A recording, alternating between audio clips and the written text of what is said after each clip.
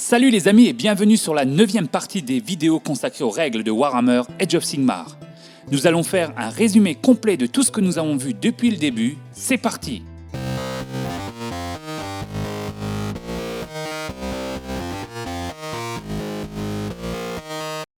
Dans cet exemple, nous allons utiliser la Reine des Ronces. Elle est parfaite car elle peut à la fois lancer des sorts, tirer et combattre au corps à corps. C'est parti pour la démonstration. Imaginons que nous sommes en pleine bataille et que nous sommes au second round. C'est le second tour. Au début du tour, il y a la phase des héros. Durant la phase des héros, le joueur reçoit un point de commandement. Nous sommes au deuxième tour de ce joueur, il a maintenant 2 points. Pour matérialiser les points, nous pouvons utiliser un dé, tout simplement. Une fois les points de commandement acquis, nous pouvons lancer la magie. La Reine des Ronces va lancer son vortex hurlant qui a une portée de 18 pouces. Nous allons mettre un point d'impact à environ 12 pouces. Mais avant, il faut lancer 2 dés et faire 7 ou plus. Nous faisons 9, le sort passe. Mais attention, il y a un sorcier dans le camp adversaire qui peut tenter de dissiper le sort en faisant plus que 9 et il fait 6. Nous allons mettre un point d'impact où atterrit le sort. Tout ce qui se trouve à 6 pouces du point d'impact est touché. Pour blesser, il faut lancer 2 dés et faire plus que le mouvement de la figurine. Nous allons commencer par les séquiteurs à gauche qui ont un mouvement de 5 pouces. Il faut faire 5 ou plus, nous faisons 4, le premier jet est loupé. Maintenant nous passons à l'unité de castigator à droite et nous faisons un 11. Le sort inflige une blessure mortelle à un castigator qui perd 1 point de blessure car il en a 2 sur sa fiche d'unité. Après la phase des héros vient la phase de mouvement. La Reine des Ronces peut se déplacer à 6 pouces et elle vole. Elle peut donc passer au-dessus des objets. Nous mettons la réglette sur le sol et nous déplaçons la Reine des Ronces à 6 pouces. Ensuite, toute sa horde la suit.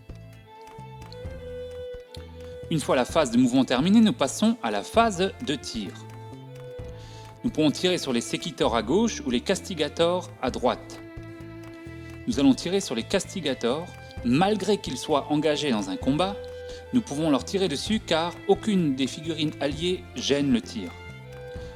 Nous vérifions qu'il y a bien 10 pouces et nous lançons 3 dés pour l'attaque. L'attaque touche sur du 3+, et blesse sur du 3+.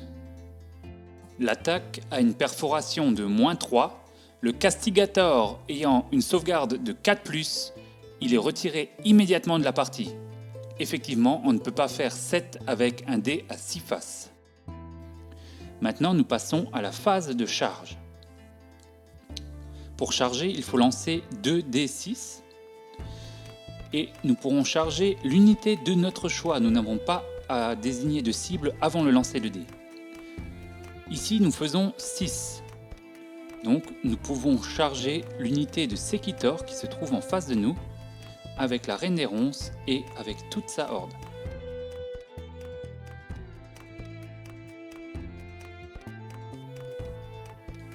Après la phase de charge vient la phase de combat. Nous allons d'abord lancer la Reine des Ronces à part et nous ferons les autres après. La Reine des Ronces loupe son jet de touche. Nous passons à la horde de Raclechêne qui ont 2 attaques chacun, donc ça fait 12 dés. Il touche sur du 4+, et blesse sur du 4+ également. Nous avons une seule blessure. Les séquitors doivent faire un jet de sauvegarde de 4+. Le jet de sauvegarde loupe, l'un des séquitors perd 1 point de blessure car il en a 2 sur sa fiche d'unité. Une fois ce combat terminé, nous passons au combat suivant et cette fois-ci, c'est au castigator d'attaquer, car nous alternons les attaques. Ils ont 2 attaques chacun, touchent sur du 4+, et blessent sur du 4+. Ici, il y a une blessure, donc les Banshees doivent faire une sauvegarde. Elle doit faire une sauvegarde de 4+, qu'elle loupe, elle est immédiatement retirée de la partie car elle a un seul point de blessure. Nous passons à la phase de déroute. Les Banshees qui viennent de perdre une unité n'ont pas besoin de faire de test de déroute car elles ont une bravoure de 10. Il en est de même pour les Castigators qui ont une bravoure de 7.